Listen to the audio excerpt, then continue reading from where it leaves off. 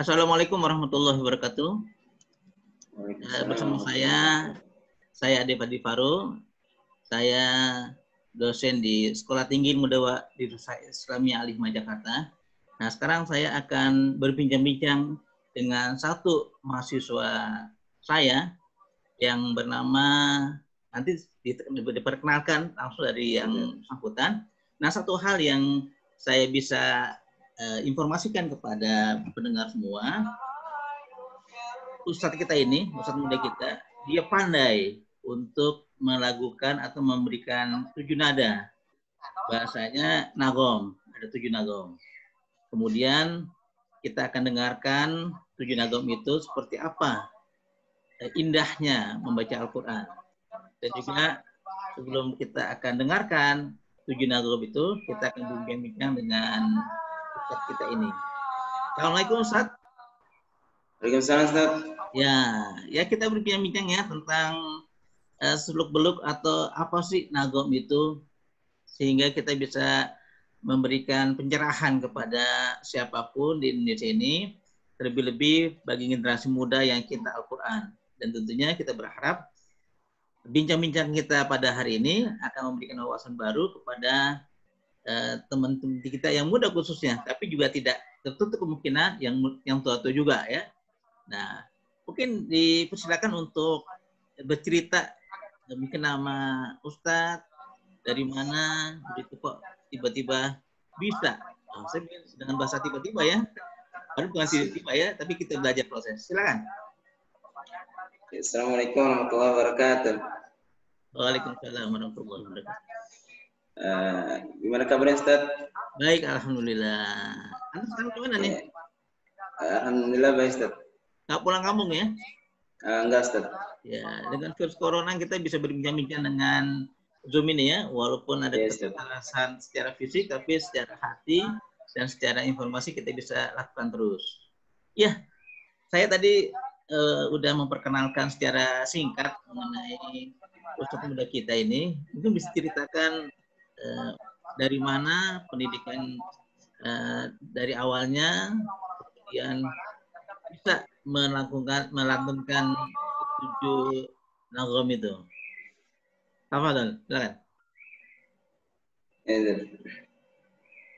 Oke, pertama dulu saya pernah ikut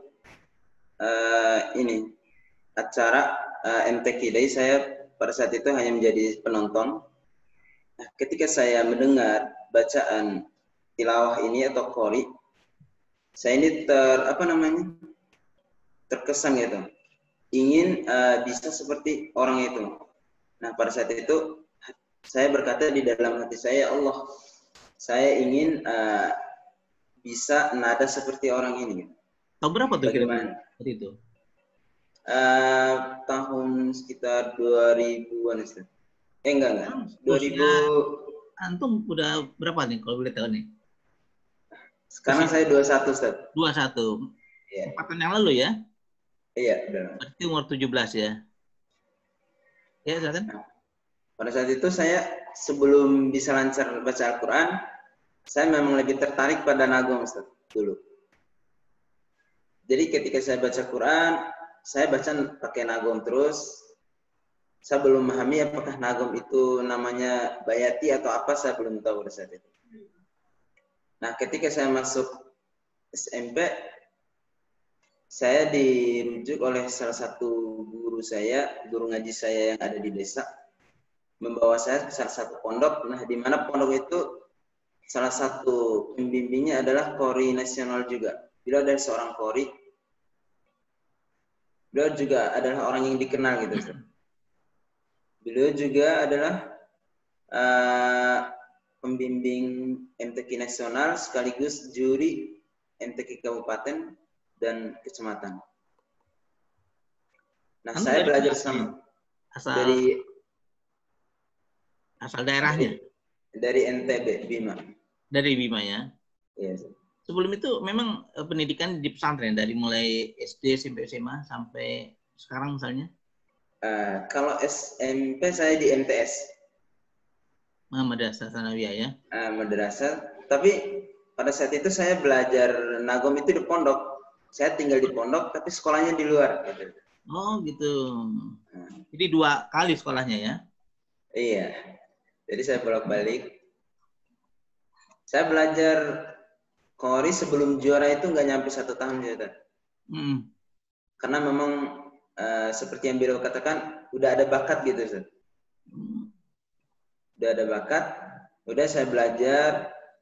Bahkan setiap hari itu kegiatannya belajar Qori terus, Ustaz. Khususnya Bima ya, Ustaz. Rata-rata Bima itu bisa Qori semua, Ustaz. Jadi, penduduknya? Iya. Karena memang hampir semua pondok itu belajar Qori. Cuman sendirian di apa belajar sendiri atau dibimbing oleh ustadznya atau sebagai pembinanya? Dibimbing, Ustaz. Dibimbing langsung oleh beliaunya.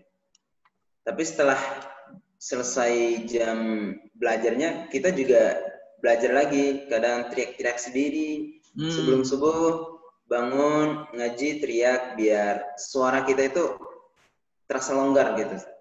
Diulang di murojaah ya? Iya.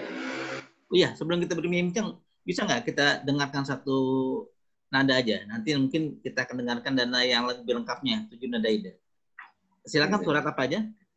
Supaya teman-teman kita tahu nih, oh begini nadanya. Mungkin 2 nada aja. Ya, silakan. 2 nada, Ustaz. Ya, silakan 2 nada. A'udzu billahi minasy syaithanir rajim. Bismillahirrahmanirrahim. Alhamdulillahi rabbil alamin.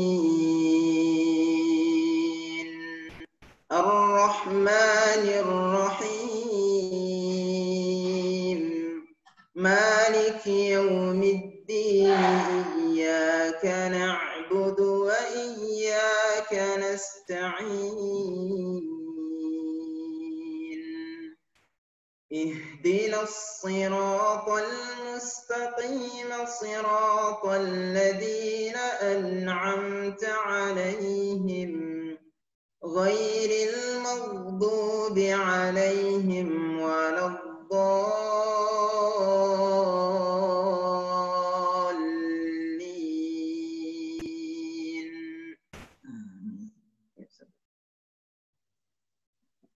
Sekarang jerka.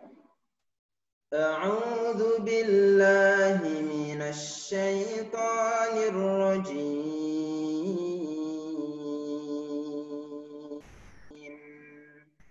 بسم الله الرحمن الرحيم.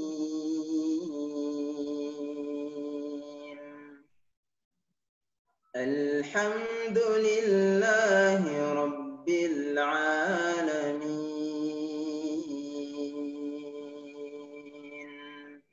الرحمن الرحيم. مالك يوم الدين.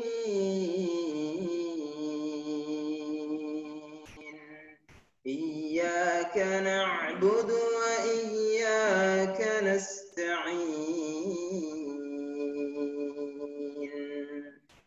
اهدنا الصراط المستقيم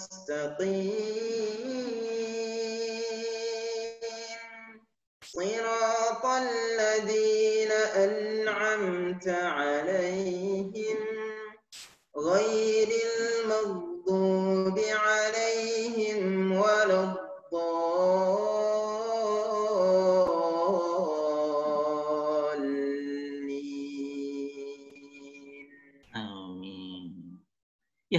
Itu dari 2 nagom apa aja tadi tuh?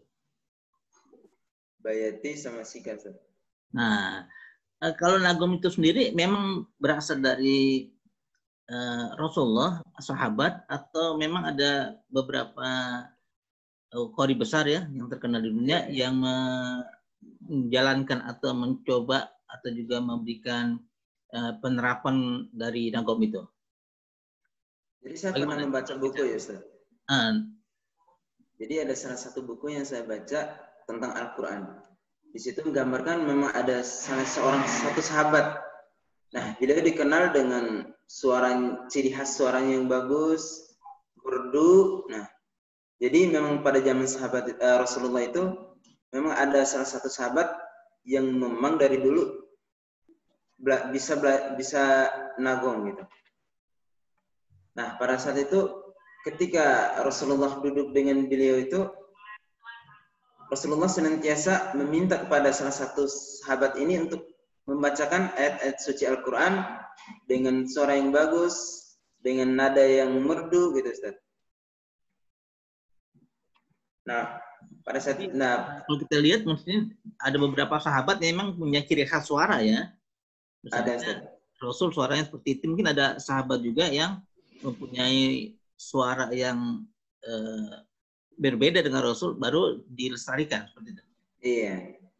Bahkan Rasulullah setiap hari ketemu dengan beliau meminta untuk membacakan Al-Quran dengan nada gitu. Saking tertariknya Rasulullah. Gitu ya, dengan Rasul dia lebih indah mungkin ya, tapi Rasul masih indah lah ya. Mungkin ada nada lain ya, ada bentuk lain nadanya ya. Nah, Rasulullah dulu setiap hari sholat, setiap sholat, beliau senantiasa membacakan nagom jiharka.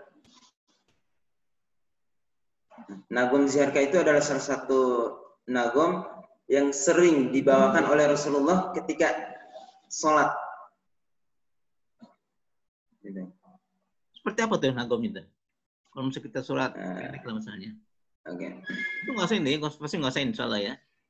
Al-Fatihah ada supaya kita mendengar suara Rasulullah dari mulut antum, oh begini Rasulullah indahnya. Makanya ketika kita baca dari sirah, Rasul baca Al-Fatihah, kemudian Al-Baqarah, kemudian Ali Imran, An-Nisa sekian juz ya, 1-2 juz, orang nggak akan lelah ya.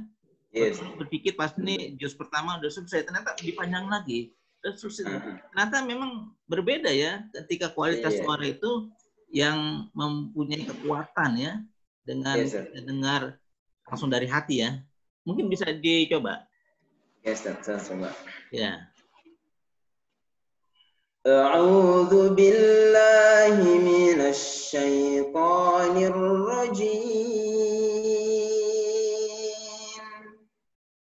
Bismillahirrahmanirrahim.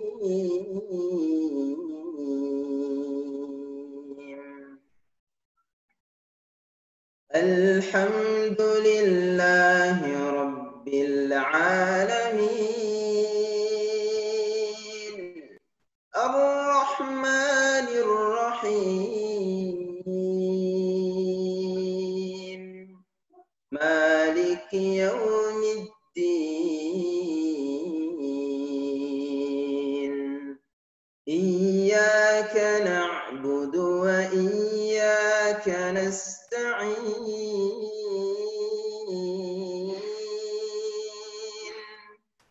اهدنا الصراط المستقيم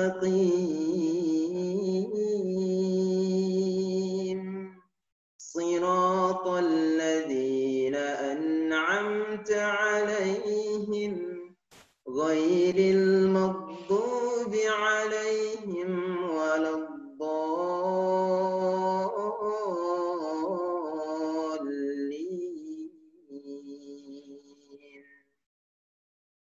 Jadi irama jiharka ini Ustaz memiliki karakter berirama gitu Ustaz. Jadi dia ini salah satu irama yang sangat terkesan, sangat manis untuk didengar Ustaz. Jadi dia ini menimbulkan perasaan yang dalam gitu. Biasanya jenis irama lagu yang satu ini sering dilantunkan saat takbiran hari raya baik Idul Fitri maupun Idul Adha. Jadi awal jiharka ini biasanya sama dengan awal lagu sika. Kemudian dia sangat relatif lurus dan diikuti oleh nada dan nada ini sedikit lebih tinggi Ustaz. Kayak tadi. Alhamdulillahi Rabbil Alamin. Nah, jadi dia relatif lebih tinggi. Jadi dia ini tetap terjaga, kemudian di akhir dengan gerakan nada yang lurus, gitu.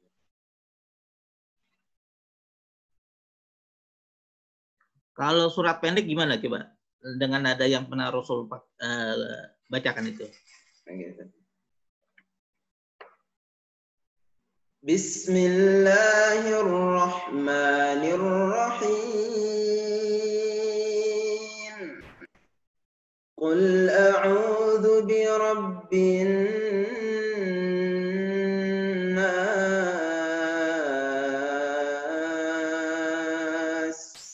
malikin nas, ilahin nas, min syarril waswasil khannas,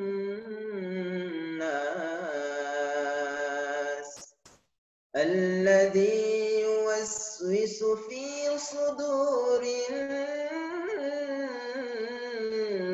nas minal jinnati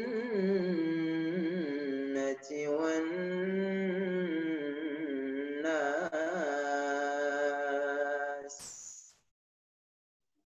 Masya Allah ya, kita sudah dengar ya. Wajar lah ya kalau memang sahabat itu ketika di belakang Rasul sebagai makmumnya, jadi akan terkesan dengan suara yang Rasul yang sampaikan tadi ya. Saya pun ternyata juga dengar suara ya. Padahal kita nggak ketemu Rasulullah ya. Itu udah 1400 tahun yang lalu ya. Ternyata masih ada jejaknya yang kita bisa abadikan dan lestarikan. Nah kemudian gimana tuh proses orang itu bisa mempunyai 7 nada itu atau 7 nagom tadi? Dipelajari atau sulitkah bagi kita? Ataukah kita harus juga lancar dulu secara tahsin bacaannya benar, baru kita bisa meningkat ke lagu tersebut? Gitu. Jadi sebenarnya kalau dalam murotal tergantung Ustaz. Kalau murotal sebenarnya saya nggak terlalu kuasai. Kalau murotal ya Ustaz. Beda ya murotal dengan qori. Beda ya. Beda. Karena memang jurusan saya itu adalah qori Ustaz. Jadi saya emang dari dulu qori. Saya jarang murotal. Walaupun memang saya pernah ikut MTQ tapi cabang murotal pernah. Cuman saya nggak terlalu kuasai. Tapi karena belajar, alhamdulillah bisa dikit-dikit. Beda yang jelas itu antara murotal dengan nagom apa tuh? Artinya ada perbedaan murotal ini, nagom ini. Kalau murotal itu dia lebih kayak baca cepat Ustaz. Cepat ya. Iya. Sedangkan qori itu beda lagi. Kalau qori lebih melantunkan ya. Nah, beberapa nada-nada yang memang dia itu harus memiliki suara yang tinggi. Pendukung suaranya harus tinggi. Kalau qori ya. Kalau murotal itu walaupun suara datar, yang penting warna suaranya bagus ya. Kalau murotal itu. Jadi ibarat penyanyi itu, ketika penyanyi itu tinggi nadanya, bisa rendah, yang kita dengar di lagu-lagu biasa gitu ya, seperti itu ya. Dia bisa memainkan nadanya. Walaupun orang pun bisa menyanyikan lagu tersebut atau lirik tersebut, tapi belum tentu dia bisa seperti si penyanyi yang memang mempunyai karakter suara yang berbeda ya. Nah, beda Ustaz tentu. Nah, bagaimana pengalaman kita untuk menjadi bisa dengan nagom itu? Persyaratannya mungkin. Pertama apa dulu gitu? Pertama sih Ustaz, kita memang harus memperbaiki tajwid. Dan memang para ulama itu sepakat bahwa membaca Al-Quran dengan suara yang indah, jadi merupakan salah satu amalan yang dianjurkan. Jadi tak hanya berpendapat demikian, namun juga Imam Nawawi Ustaz juga berpendapat seperti itu. Beliau sepakat bahwa membaca Al-Quran dengan suara yang indah itu dianjurkan. Namun itu diperbolehkan, tapi ada dengan batas tertentu. Jadi jika batas-batas itu dilanggar, seperti kita membaca Al-Quran dengan suara yang indah, dengan nada yang merdu, tetapi kita mengabaikan salah satu kewajiban kita dalam membaca Al-Quran, yaitu dengan tajwid yang baik dan tidak menambah atau mengurangi satu huruf, maka bacaan dengan nagom itu bisa menjadi haram hukumnya, Ustaz. Maka menggunakan nagom ini memang dianjurkan karena juga bagian dari nyawa dalam membaca Al-Quran. Kenapa orang tertarik membaca Al-Quran? Salah satunya ini, dengan mempunyai ciri khas nagom tertentu, nah dia merupakan nyawa di dalam membaca Al-Quran. Tapi tentu dengan memperhatikan kaidah-kaidah khusus seperti tajwid, panjang pendeknya dalam makhrijul huruf, dan lainnya agar bacaan terdengar indah dan tidak melanggar syariat. Jadi percuma kalau kita baca Al-Quran dengan suara yang merdu, dengan nagom yang bagus atau nada yang indah, tetapi ada sebagian yang kita abaikan, ya seperti tadi, tajwid, panjang pendeknya, makhrijul hurufnya gitu, Ustaz. Jadi kurang tepat kalau kita hanya bisa nagom tapi hurufnya itu tidak diperhatikan, malah diabaikan gitu.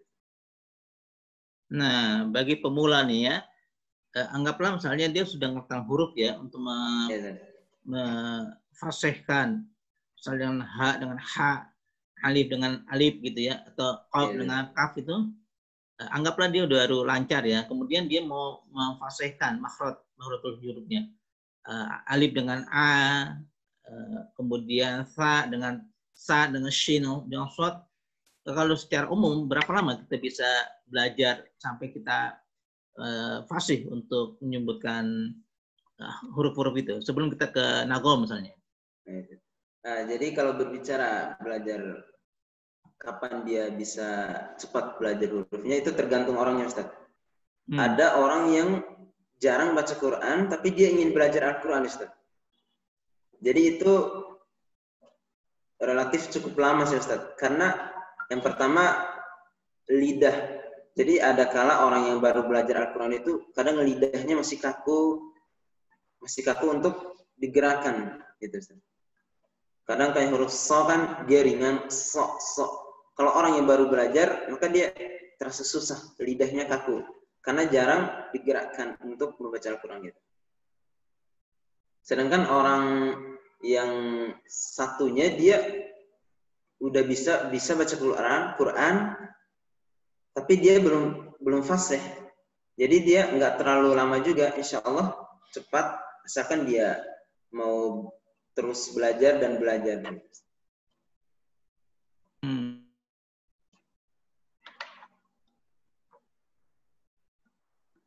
Dari dia ngerti fase, makhraj hurufnya, membedakan dari alif sampai ya itu, kemudian masuk melangkah ke nagom itu, kan ada 7 nagom seluruhnya, atau ada bisa lebih nagom itu? Kalau secara umum ada 7, Zat. 7 ya. Kalau umumnya.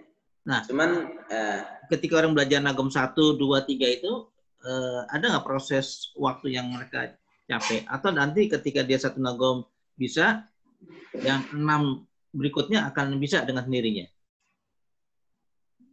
Yang penting salah satunya jika kita bisa mempelajari salah satu nagom, maka insya Allah yang selanjutnya juga gampang, Ustaz.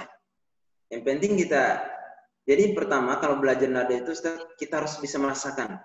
Nah, apa yang kita rasakan? Yang kita rasakan itu adalah pas atau tidaknya nada yang kita bawakan itu harus bisa kita rasakan.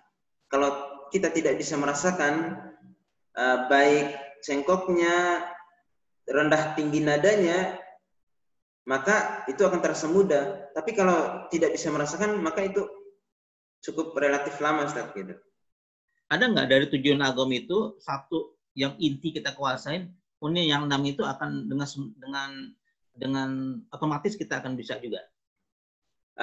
Biasanya yang paling populer itu bayati, Ustaz.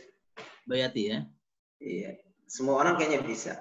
Bisa ya? Cuman tadi kayak tinggal nambah variasi aja, seni dalam nagom gitu. Jadi ada orang yang bisa nagom tapi dia kurang seni dalam melantunkannya gitu. Kalau kita bisa lihat ya beberapa qori misalnya yang dari Aceh itu si Hasbalah ya, itu seperti apa tuh dalam potret di nagom itu, misalnya Muzamil Hasbalah itu kan menjadi tren tuh ya ketika dia membacakan surat apa waktu itu ya, Wasyamsi atau surat ada yang menjadi viral juga akhirnya seperti itu. Jadi memang kalau belajar nagom itu memang bikin orang tertarik juga sih, karena dengan gaya nada yang lembut, yang kadang bisa menyentuh hati, bisa membuat kita bahkan bisa orang juga bisa menangis gitu. Karena ada ketika mereka imam itu ada sebagian orang menangis karena sedih, karena nagom yang dia bawakan mungkin dengan ciri khas yang sangat menyentuh gitu. Walaupun kita nggak ngerti ayatnya, terjemahannya ayat apa tentang apa, ketika si imam itu membacakan salatul nagom, mereka bisa tersentuh ya. Karena bisa, ketika dibacakan ayat Allah akan tersentuh hatinya ya. Bisa, bahwa orang yang nggak ngerti apapun bisa jadi tersentuh ketika mendengarkan nagom yang dibawakan oleh imam. Jadi nggak hanya terpaku dengan seorang muslim ya, orang non muslim ketika dia mendengarkan salah satu imam atau qori membacakan nagom tertentu bisa juga tersentuh hatinya ya. Oh, tentu saja bisa, Ustaz. Karena tidak semua kitab itu kayak mungkin hanya Islam aja. Karena tidak semua kitab yang selain agama Islam itu bisa dilakukan dengan Al-Quran gitu. Betul. Ya kebetulan kita berinteraksi dengan orang-orang yang di luar Islam ya, misalnya ada kitab mereka itu nggak bisa dilakukan karena semuanya Indonesia misalnya kan tidak mungkin dengan nama Allah atau dengan nama apa gitu ya berfirman. Jadi nggak pas, Ustaz. Agama lain juga gitu ya. Iya, bahkan jarang agama lain yang seperti Islam menghafal kitabnya, menghafal seluruhnya. Mungkin bukan membandingkannya, Ustaz. Mungkin jarang gitu. Walaupun ada tapi jarang gitu, Ustaz. Agama lain yang menghafal seluruh isi kitabnya dibandingkan dengan Islam. Bahkan bukan hanya kitab ya, ada satu buku mereka pun harus sama dengan titik komanya, panjang pendeknya, atau dia misalnya berteriak kalau berapa nadanya itu nggak bisa tepat ya, berbeda dengan Al-Quran pasti lebih tepat ya. Sedangkan Quran itu mudah untuk dihafal, bahkan titik-titik terdalamnya, cara bacanya, kajian ilmu satu huruf-hurufnya dikaji bahkan dihafal gitu, Ustaz. Saking mulianya Al-Quran itu. Kemudian kalau dengan nada Al-Quran itu secara umum gitu. Tentu saja bisa, Ustaz.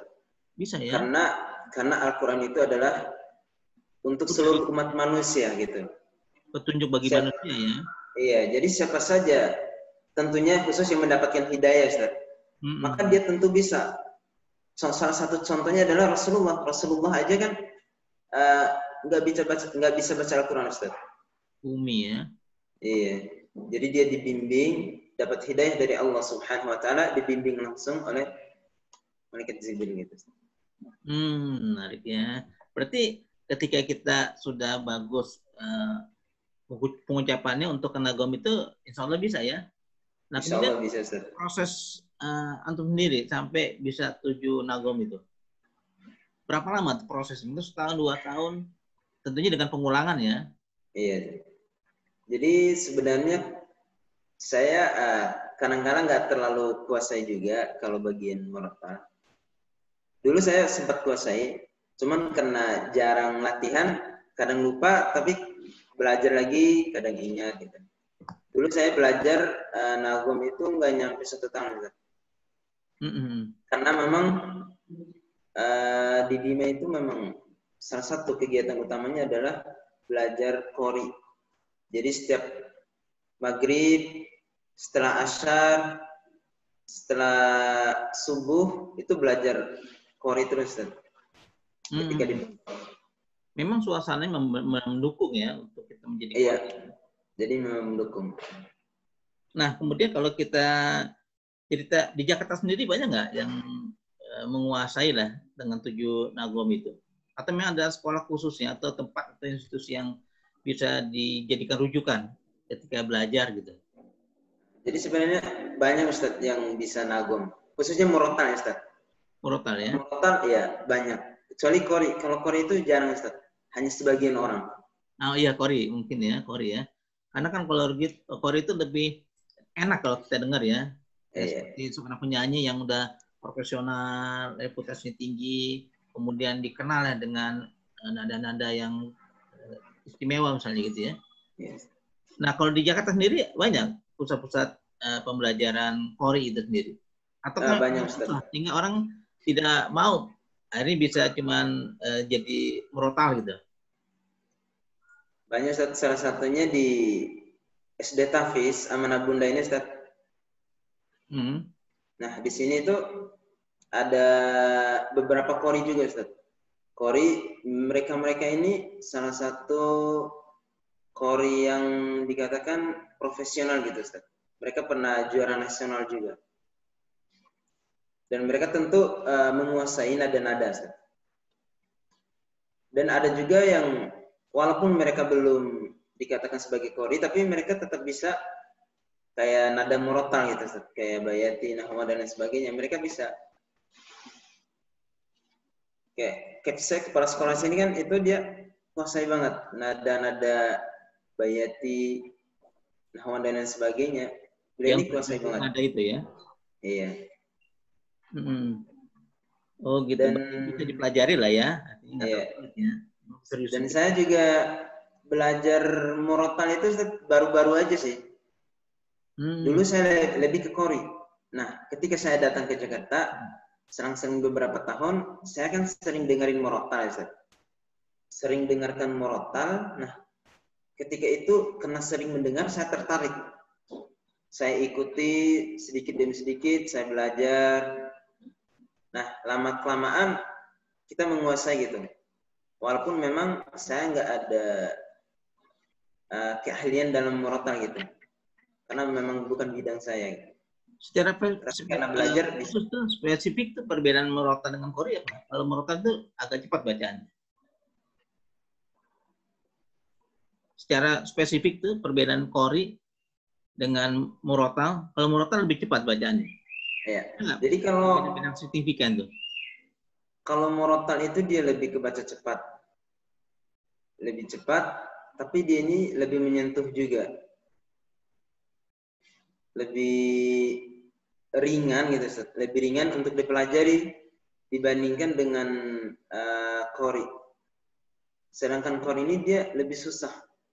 Apalagi orang yang baru belajar nada, itu relatif lama banget, Ustaz. Karena dia ini yang pertama suara mendukung, pernapasan harus mendukung juga, Ustaz. Dan juga cengkok-cengkoknya juga harus ada khusus pelajaran khususnya, kayak cengkoknya harus kayak gini, turun tingkatan nadanya juga harus kayak gini gitu. Dia jelas Ustaz. Memang seperti penyanyi ya, ada nada tinggi, rendah, udah itu nada yang melengking seperti itu ya. Iya. Tapi secara umum ya, ketika orang itu suka dengan Qori, bisa dilatih dengan nada tinggi, rendah, atau tergantung bakat seseorang gitu. Bisa Ustaz, asalkan dia kalau Qori harus mendukung, ya ini belajar setiap hari Ustaz. Kalau Qori ya. Belajar setiap hari, sering mendengarkan, insya Allah karena sering mendengar, kita juga akan bisa gitu. Karena yang paling mendukung itu adalah mengikuti, mendengarkan, gitu. Tapi apa benar kalau seorang Qori itu harus dijaga suaranya? Katanya nggak boleh minum air dingin, nggak boleh makan pedas, nggak boleh asam, akhirnya nanti suaranya akan berubah. Benar nggak seperti itu? yang Benar, kita Ustaz. di masyarakat kita. Kalau mau Benar. antum sendiri ada nggak boleh makan pedas, nggak boleh makan cabai atau nggak boleh makan yang asam dan sebagainya? Oh, nggak boleh, Ustaz. Tapi makan, cuman jarang aja. Saya kalau makan pedas itu langsung terasa gitu. Tenggorokan itu kayak gimana ya, berbeda dengan sebelumnya gitu. Dan juga minum yang dingin itu akan mengganggu suara juga. Suara yang tinggi bisa jadi rendah, dan juga makan coklat, minum yang coklat-coklat itu, Ustaz. Nah, itu juga pengaruh juga itu. Pengaruh sama Pengaruh suara kita ya. pengaruh mas, Ustaz. Atau mungkin ada juga yang saya dengar tuh harus lari katanya, biar pernafasan kita kuat itu. Betul. Olahraga. Jadi guru saya dulu pernah mengatakan sering olahraga sama sebelum subuh, setelah bangun tidur, guru saya memberikan satu ilmu, yaitu nyelam di dalam air, kemudian teriak. Nah, teriak ini agar suara ini tinggi, halus, dan lain sebagainya. Yang kedua adalah habis itu ngaji. Nah, ngaji ini keluarkan aja semua suaranya, bahkan sampai rusak. Keluarkan aja gitu. Biar tinggi gitu, Ustaz. Dulu saya sering seperti itu, Ustaz. Sebelum subuh itu kita bangun, ngaji, teriak-teriak sendiri gitu. Sampai saat ini pun, sampai sekarang kebiasaan itu masih saya lakukan. Gitu. Sekeras-kerasnya ya. Sekeras-kerasnya. Jadi kayak pemain teater juga ya. Kalau teater kan biasanya untuk melatih suara itu dia ke pantai, lari, orang instrukturnya bilang, pokoknya kalahkan suara deburan ombak itu dengan suara kamu. Teriak seperti akhirnya memang hilang suaranya. Paro ya. Seperti itu juga ya. Emang seperti itu, Ustaz. Dan juga jaga kesehatan sih yang paling penting. Iya. Memang seperti penyanyi profesional ya, seperti itu ya. Iya. Jadi juga kebanyakan kalau khusus di Bima ya, Ustaz. Dia lebih kayak obat herbal gitu, Ustaz. Jadi dia lebih suka minum kayak herbal yang pahit-pahit gitu, Ustaz. Kayak jahe. Saya dulu lebih sering minum jahe. Membantu karena ya? Iya, membantu. Kalau nggak kita minum, pengaruh juga? Nggak juga sih, Ustaz. Nah, kalau kita udah jadi kori itu, gimana menjaga kualitas suara kita? Tadi itu kan nggak boleh makan pedas atau olahraga lari, dan seterusnya. Pertama, jangan sering-sering tadi Ustaz makan yang pedas, jangan sering-sering makan, tapi jangan sering-sering. Terus jangan terlalu sering juga makan yang berminyak. Yang berminyak ini juga mengganggu suara. Dan yang manis-manis jangan terlalu banyak. Yang kayak coklat jangan terlalu banyak minum yang coklat-coklat, Ustaz. Kemarin saya pernah minum yang coklat-coklat kayak Milo, itu pengaruhnya cepat. Yang kedua, seterusnya adalah sering berlatih. Sering berlatih, yang pertama agar suara kita ini tetap terjaga. Tentu nada-nadanya juga kita tidak mudah lupa gitu, Ustaz. Karena kita terus berlatih, maka akan terbiasa. Walaupun seorang qori ataupun dia ahli dalam bidang misalnya makong gitu, nada, tapi kalau dia jarang berlatih, mungkin bisa jadi dia lupa semua gitu. Dia harus belajar lagi gitu. Dari ulang lagi ya? Iya. Nah, berarti secara nggak langsung seorang qori itu memang terjaga ya, fisiknya dan makanannya ya, dan pemikirannya. Nggak boleh makan ini, nggak boleh makan ini, harus begini. Kemudian tidur istirahat sangat pengaruh. Secara nggak langsung memang udah membangun fisik kita jadi kuat ya, secara nggak langsung. Iya, dia juga sangat membantu dalam kesehatan juga sih. Ya tadi makan pedas, makan asam, makan coklat, atau makan yang minyak seperti itu ya. Iya sih. Kemudian kalau kita lihat di teman-teman, banyak anak muda yang tertarik dengan qori ini. Dengan rata-rata kalau saya lihat tuh morotal mereka ya lebih cenderung ya, karena bacaan cepat ya. Kalau Qori sebenarnya banyak orang yang suka. Sebenarnya banyak orang yang suka dan tertarik pada Qori. Cuman karena dia yang pertama susah gitu, Ustaz. Susah untuk dipelajari. Kadang suaranya tidak mendukung. Nah, makanya mereka lebih cenderung ke murotal. Karena murotal itu lebih gampang. Murotal itu nggak kayak Qori. Kalau Qori suara harus tinggi. Kalau murotal yang penting warna suaranya bagus saja. Makanya orang lebih suka ke murotal karena dia mudah.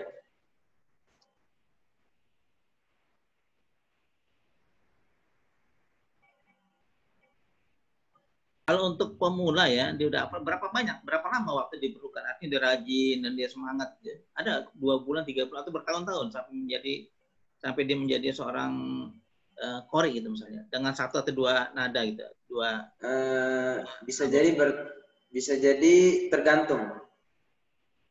Bisa jadi ada yang bertahun-tahun, ada juga yang hanya setahun, ada yang beberapa bulan gitu. Faktor apa tuh? Faktor keseriusan atau makanan atau memang dia latihan atau pembimbingnya memang profesional gitu? Pertama pembimbingnya, Ustaz. Pembimbingnya harus profesional dan kita juga harus sering-sering belajar, ikut terus rutin, sering mendengarkan, serius, dan benar-benar yakin gitu bahwa kita bisa. Ya, itu kuncinya ya. Ada juga salah satu teman kelas juga Ustaz, belajar Qori. Pernah belajar sama saya, dia ingin sekali belajar Qori, Ustaz. Cuman karena semangatnya cuman sebentar aja, belajarnya nggak nyampe beberapa bulan lah. Paling lama beberapa minggu lah, nggak lama juga sih. Jadi itu bisa jadi sangat lama kalau cara belajarnya seperti itu. Iya. Memang harus serius ya apapun ya. Nah, ini iya, sekarang boleh tahu masih kuliah lagi Ikraman? Alhamdulillah masih. Berapa? Masih, Ustaz. Saya masih kuliah di Al-Hikmah Jakarta. Dan alhamdulillah sekarang insya Allah menjelang semester 6. Itu namanya. Studi itu sekolah tinggi ilmu dakwah di Islamiyah Al-Hikmah ya.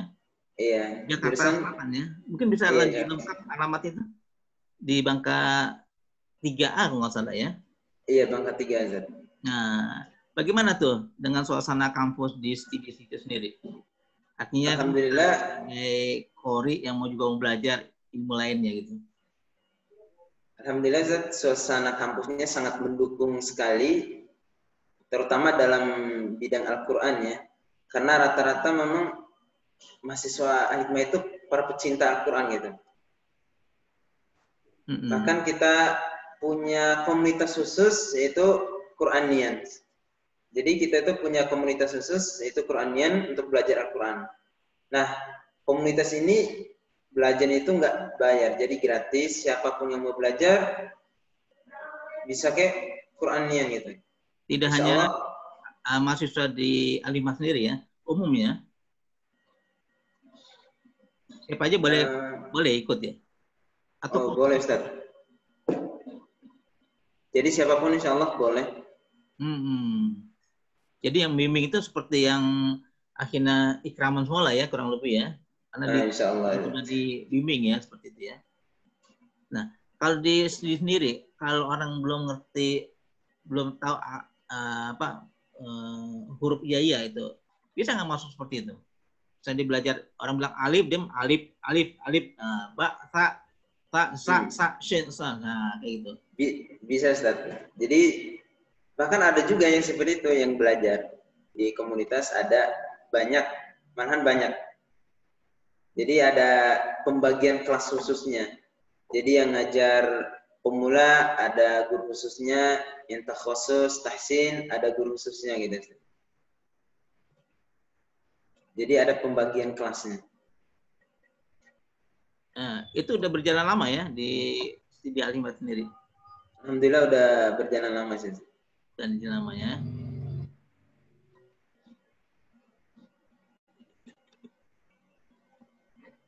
Oke, sekarang apa nih himbauan Akina Ikraman nih buat generasi muda khususnya ya, karena kan masih milenial ya. Ya, Saya udah generasi kolonial saya ini ya.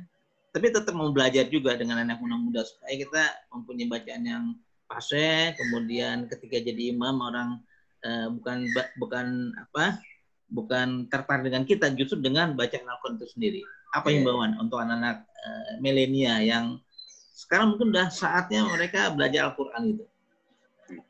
Jadi untuk teman-teman yang masih muda, teruslah untuk belajar, terutama belajar Al-Quran ya. Karena Al-Quran itu adalah salah satu kitab yang paling mulia, lafaz Allah Subhanahu wa Ta'ala, dan tentu kita wajib untuk mempelajari Al-Quran. Karena membaca Al-Quran itu adalah salah satu ibadah. Bahkan ketika membaca Al-Quran itu kita bisa menghasilkan ratusan bahkan ribuan pahala. Jadi Al-Quran itu lebih mulia ketimbang kita membaca yang lain selain Al-Quran. Bahkan satu huruf pun ketika kita membaca Al-Quran itu terhitung pahalanya sangat banyak. Apalagi kita membaca satu halaman, 2 halaman, bahkan 1 juz, Masya Allah itu pahalanya luar biasa. Nah, dan Al-Quran ini juga adalah salah satu menurut saya. Jadi apa yang saya alami, Al-Quran ini merupakan salah satu kitab atau salah satu ilmu yang dimana saya sangat beruntung bisa membaca Al-Quran, baik dari qori, murattal, karena Al-Quran ini adalah kunci kesuksesan saya. Kenapa saya bisa kuliah di Al-Hikmah? Itu adalah karena Al-Quran. Kenapa saya bisa ke Jakarta? Itu karena Al-Quran. Itu panggilan dari Allah Subhanahu wa Ta'ala karena Al-Quran. Seperti yang dikatakan guru saya juga, di dalam Al-Quran itu ada banyak keuntungan. Pertama adalah Al-Quran itu bisa mendatangkan apa yang kita inginkan. Salah satunya adalah kita ingin makanan yang enak, maka di dalam Al-Quran itu ada. Kita ingin amplop, di dalam Al-Quran itu ada. Kenapa dikatakan seperti itu? Karena seorang qori itu otomatis dia mempunyai kelebihan yang berbeda dengan yang lainnya. Ketika dia diundang, tentu dia dilayani, disiapkan makanan-makanan yang spesial oleh orang-orang, dan tak lain dari itu dia juga akan mendapatkan apa yang dia inginkan gitu.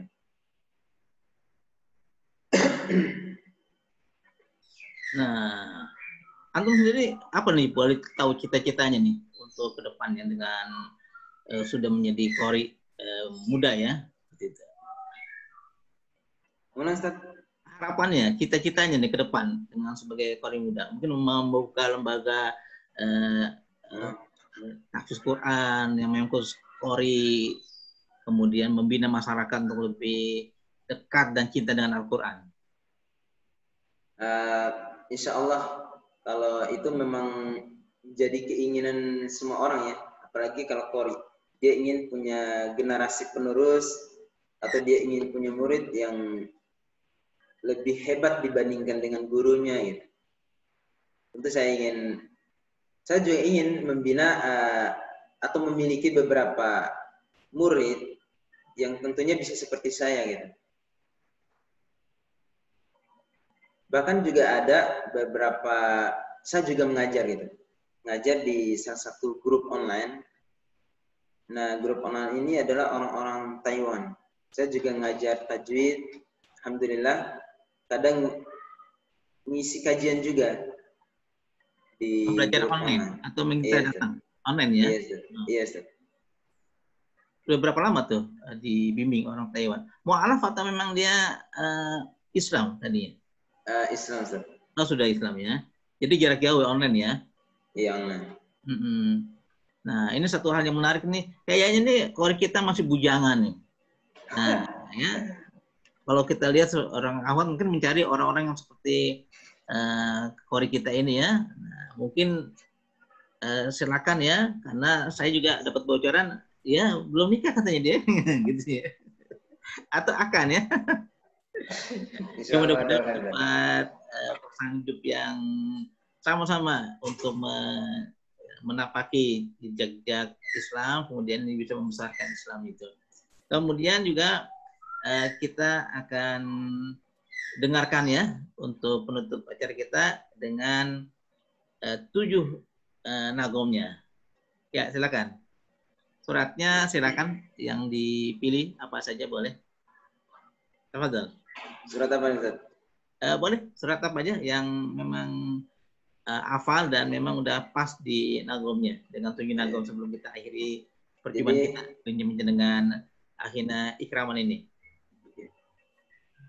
Jadi ini lebih ke variasinya ya, Ustaz. A'udzu billahi minasy syaithanir rajim. Bismillahirrahmanirrahim.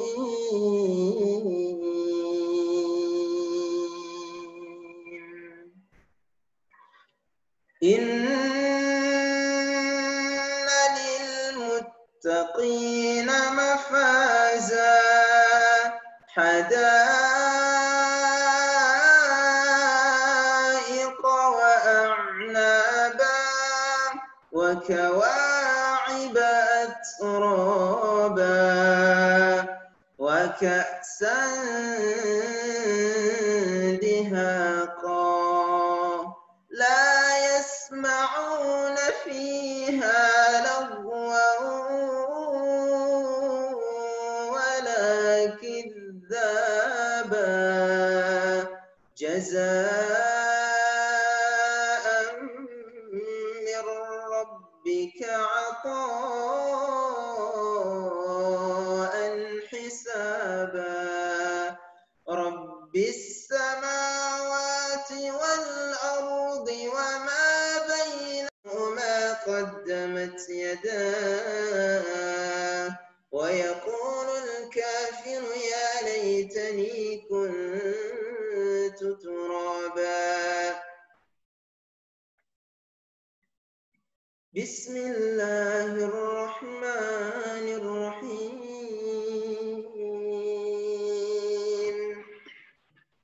Inna lil muttaqina mafaza hadaiqa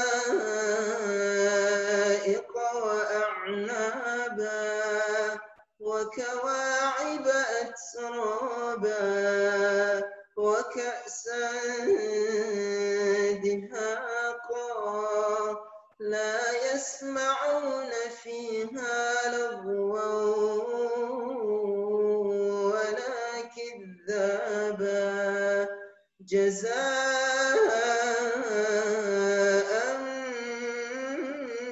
min rabbika 'ataa'an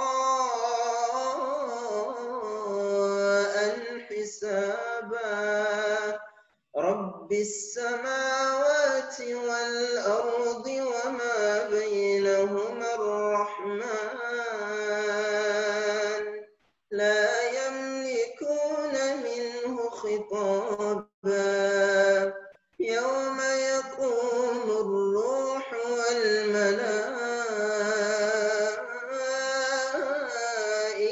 saffa la yatakallamuna illa man adina lahu ar-rahman wa qala sawaba ذلك اليوم الحق فمن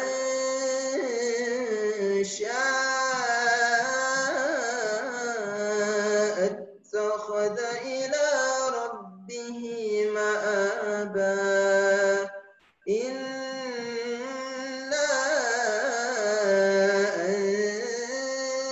أنذرناكم عذابا قريبا يوم ينظر المرء ما قدمت يداه ويقول الكافر يا ليتني كنت ترابا. بسم الله الرحمن الرحيم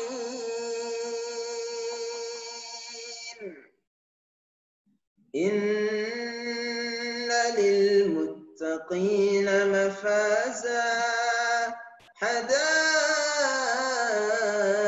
حدائق وأعنابا وكواعب أترابا وكأسا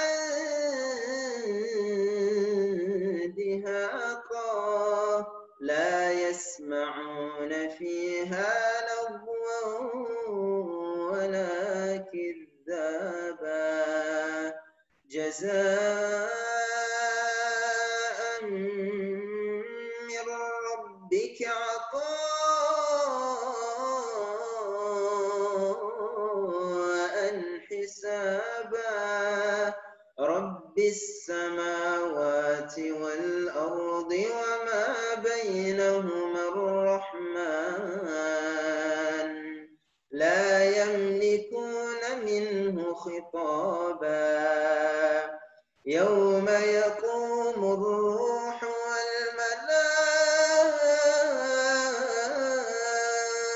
والملائكة صفا لا يتكلمون إلا من أذن له الرحمن وقال صوابا ذلك اليوم الحق فمن شاء اتخذ إلى ربه مآبا إنا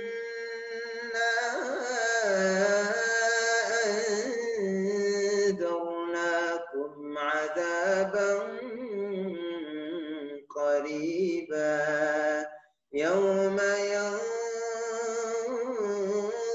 المرء ما قدمت يداه ويقول الكافر يا ليتني كنت ترابا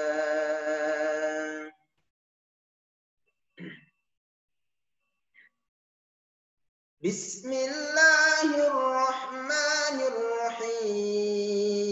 الرحيم إن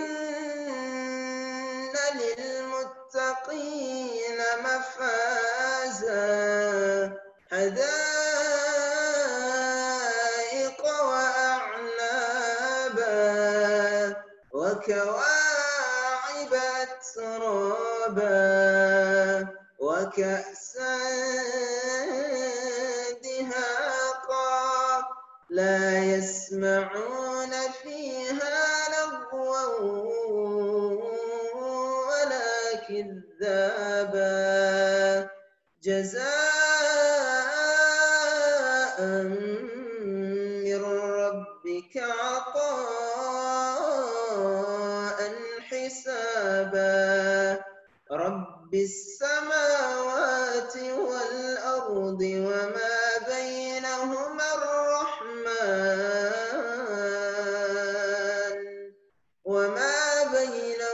الرحمن لا يملكون منه خطابا يوم يقوم الروح والملائكة صفا لا يتكلمون إلا من أذن له الرحمن وقال صوابا ذلك اليوم الحق فمن شاء اتخذ إلى ربه مآبا إنا أنذرناكم عذابا قريبا يوم ينظر المرء ما قدمت يداه ويقول الكافر يا ليتني كنت ترابا.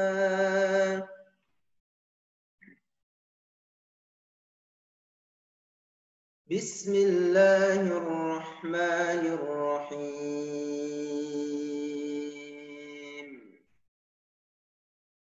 إن للمتقين مفازا حدائق وأعنابا وكواعب أترابا وكأسا دهاقا لا يسمعون فيها لغوا ولا كذابا جزاء من ربك عطاء حسابا رب السماوات والأرض وما بينهما الرحمن لا يملكون منه خطابا يوم يقوم الروح والملائكة صفا لا يتكلمون إلا من أذن له الرحمن وقال صوابا ذلك اليوم الحق فمن شاء اتخذ إلى ربه مآبا إنا أنذرناكم عذابا قريبا يوم ينظر المرء ما قدمت يداه ويقول الكافر يا ليتني كنت ترابا.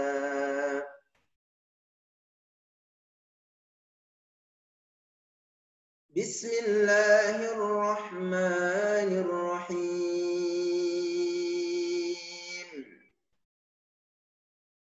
الحمد لله رب العالمين الرحمن الرحيم مالك يوم الدين إياك نعبد وإياك نستعين اهدنا الصراط المستقيم صراط الذين أنعمت عليهم غير المغضوب عليهم ولا الضالين.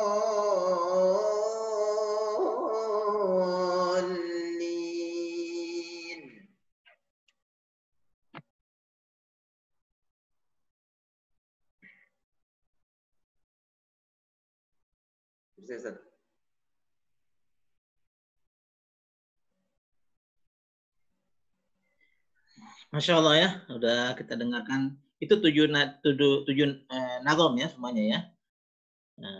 Dia lebih ke variasi, Ustaz. Variasi ya. Iya, tanpa terasa nih kita sudah banyak berbincang dengan Akhina Ikraman. Tentunya kita berharap generasi muda, anak-anak muda di Indonesia ataupun di seluruh dunia, karena bahasa Al-Quran adalah bahasa internasional yang semua orang pasti bisa mengikutinya. Baik orang Indonesia, orang Taiwan mungkin ya, orang Arab tentunya, orang Rusia, orang Belanda, karena itu bersifat universal, maka kita bisa pelajari tanpa kita harus juga memahami bahasa yang mereka kebiasaan mereka ya, misalnya bahasa-bahasa di Eropa gitu ya. Orang Eropa pun pasti bisa mengikuti nagom dari bahasa dari Al-Quran itu sendiri.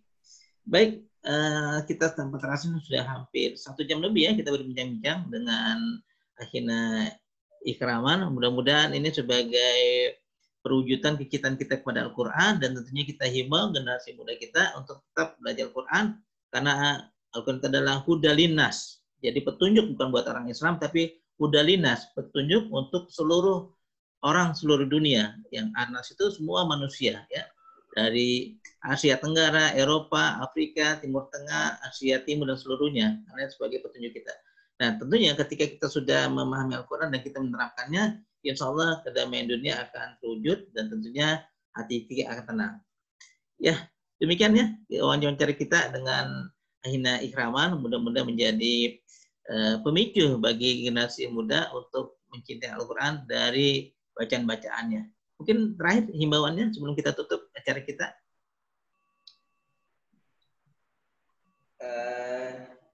Untuk teman-teman jangan lupa sisihkan waktunya setiap hari untuk membaca Al-Quran walaupun sedikit. Yang penting kita sisihkan waktu kita untuk membaca Al-Quran.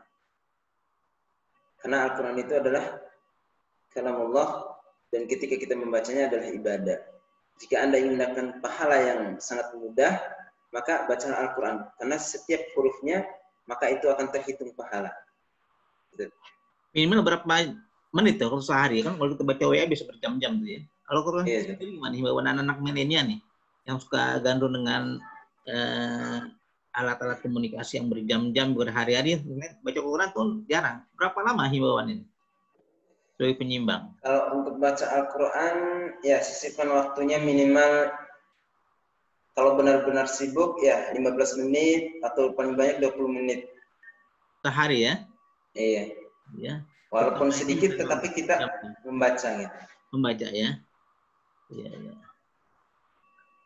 Baik, akhirnya terima kasih sekali lagi saya ucapkan. Mudah-mudahan ini sebagai awal kita untuk terus melanjutkan berbincang-bincang tentang dunia baca Al-Quran.